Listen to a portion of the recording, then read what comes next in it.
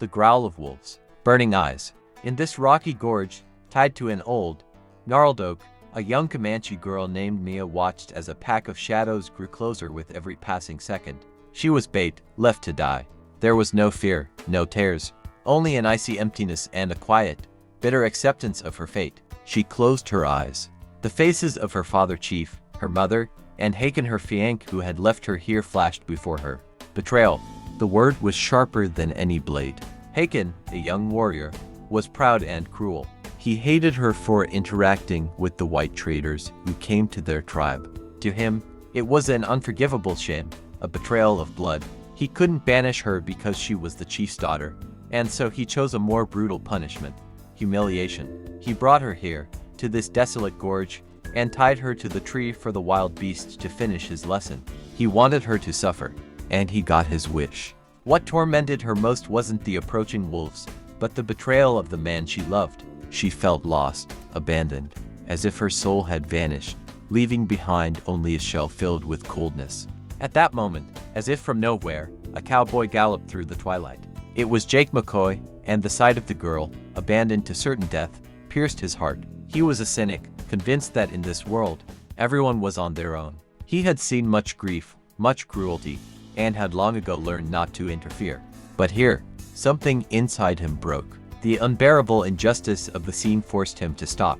He felt a sudden, uncontrollable anger, directed not only at those who had done this, but also at himself for being so close to simply riding past. There was no time.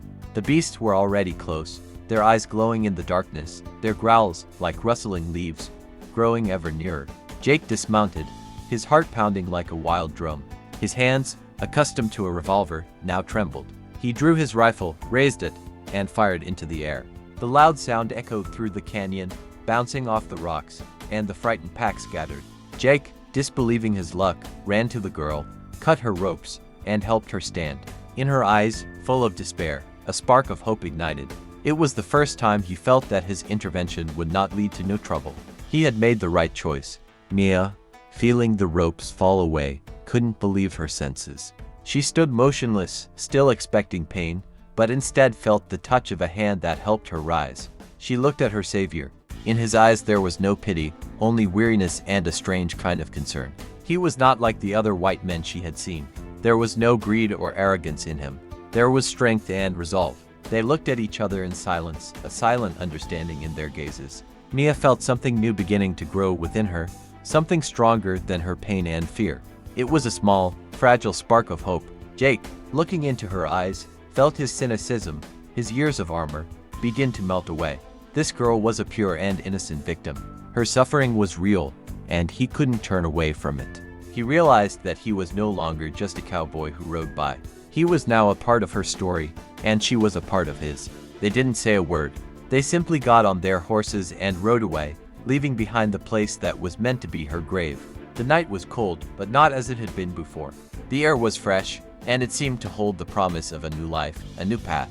Jake felt his heart, which he thought had long since turned to stone, begin to beat again. He was no longer alone. He felt something warm and bright, something he thought he had forgotten, returning to him. For the first time in years, he felt like a man, not just a shadow wandering the wild lands. It was the beginning of something new. The night was full of ghosts. They rode in silence, broken only by the creaking of saddles and the sound of hooves on the rocky ground. The cold seeped into their bones, but it was no longer as frightening as loneliness. Jake felt his cynicism, his faithful companion, giving way to a new feeling anxiety. This girl, Mia, was too fragile for this world. He had saved her, but what now? He wanted to ride away, forget her, and return to his old life, but something held him back. He couldn't just abandon her.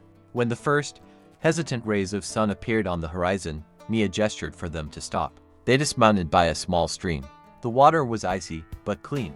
Jake watched Mia as she drank. She was quiet, her movements cautious, as if she was afraid of disturbing the fragile peace they had created. She washed her face, and in her eyes, which had seemed so dark at night, Jake saw a glimmer of gratitude.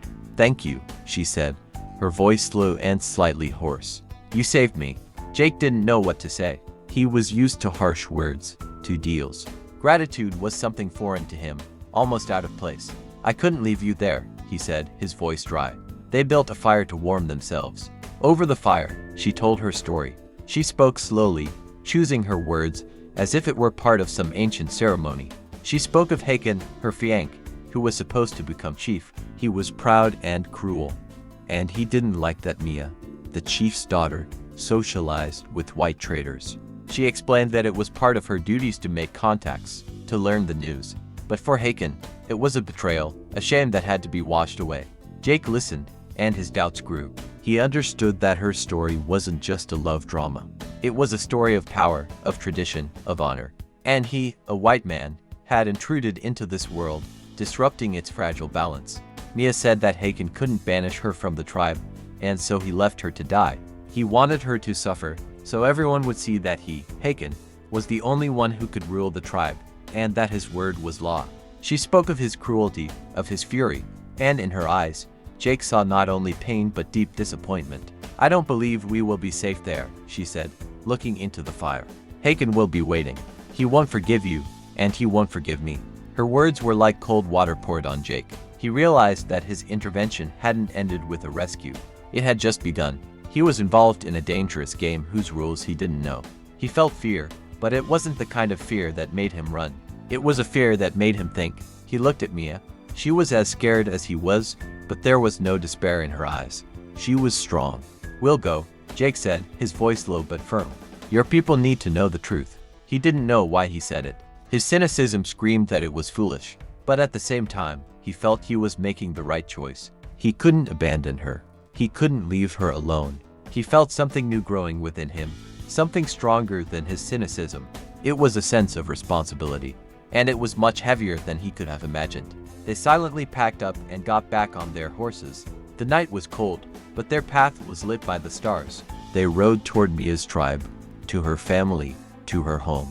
And they knew that this journey would be long and dangerous. But on this path, there was something that united them, something stronger than their fear and doubt.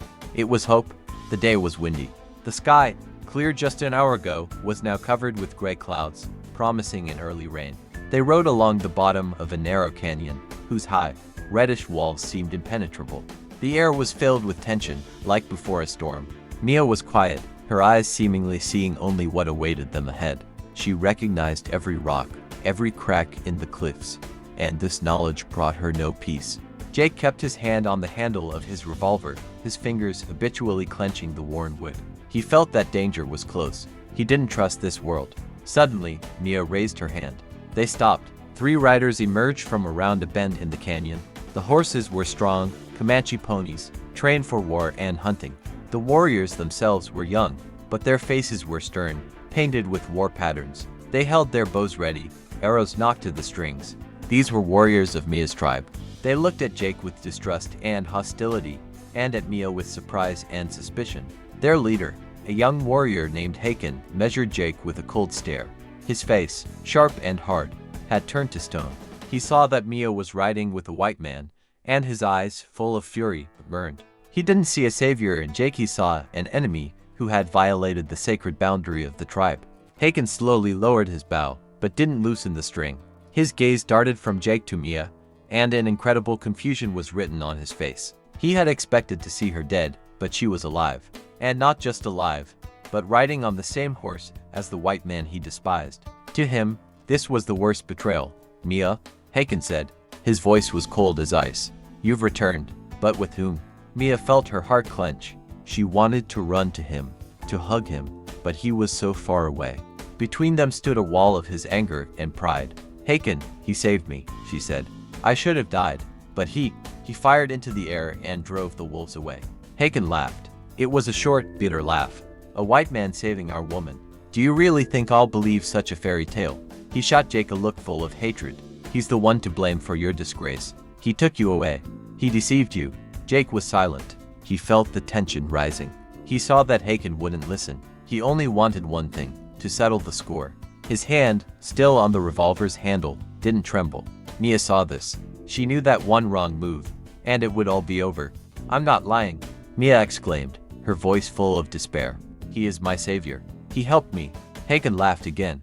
"You've spent too long with the whites. You speak like them. You brought shame to the tribe, and now you've brought an enemy." He pointed at Jake. Give him to me, and I might, just might, forget your betrayal. Mia shook her head, her eyes full of tears. No, he did nothing. You left me to die, Haken. You are the one who betrayed me. Her words were like a slap. Haken erupted. He raised his bow. The other two warriors followed suit. Jake slowly but resolutely drew his revolver. He didn't intend to shoot, but he was ready. He knew this wasn't just a duel. It was a battle for their lives. He was ready to fight. He was ready to die. But he didn't want Mia to die because of him. Ride, Jake shouted, his voice low but determined. Ride and don't look back. Mia, without hesitation, kicked her horse's sides. But it was too late. The warriors had already surrounded them. They were trapped. Haken smiled, his smile cold and cruel. Now you won't escape, he said. You will see what happens to those who betray their people. Finally, they arrived at the camp. It was a large settlement, spread out in a wide valley at the foot of the hills. The air was filled with the smell of campfires and roasting meat. But for Jake and Mia, that smell was mixed with the scent of fear and death. The crowd of people who came out to meet them was huge. Children and elders looked with curiosity, women with sympathy, but the warriors and men of the tribe looked with suspicion and hostility. Jake was a stranger to them, an enemy who dared to come to their land. Mia was met with relief, but Jake with deep suspicion. Her father, the chief of the tribe, was old and wise, but he could not go against tradition. The chief listened to Haken, who said that the white man could not have been her savior. He said that Mia had betrayed the tribe by bringing a stranger into their home. To the tribe, this was an unforgivable shame. Haken said that Mia had found the white man to help her escape and that she wanted to leave the tribe forever. Mia tried to defend Jake, telling of his rescue, but her words were drowned out by the shouts of Haken and the warriors who supported him. Haken, looking triumphantly at Mia, said that he was her fiancé and that he couldn't believe that she, the chief's daughter, had acted so dishonorably. He said that her words were a lie, that she wanted to deceive the tribe to save her lover. Jake felt like a trapped animal. He couldn't understand their language, but he could feel their hatred. He saw the tension rising, saw the eyes of the warriors, full of anger, looking at him. He realized they wouldn't listen. They had already passed judgment. They had already decided he was guilty. This is a disgrace to our people, Haken said, his voice loud and triumphant. This woman betrayed us, and this white man came to steal her. We cannot let them go. We must punish them to be a lesson to others. Terror seized Jake and Mia. They realized that they were both now in danger. They were trapped. Haken looked at them with sadistic pleasure. He reveled in their fear. They were in his hands. This was the end. It wasn't just the end of their journey, it was the end of their hope. This was terror.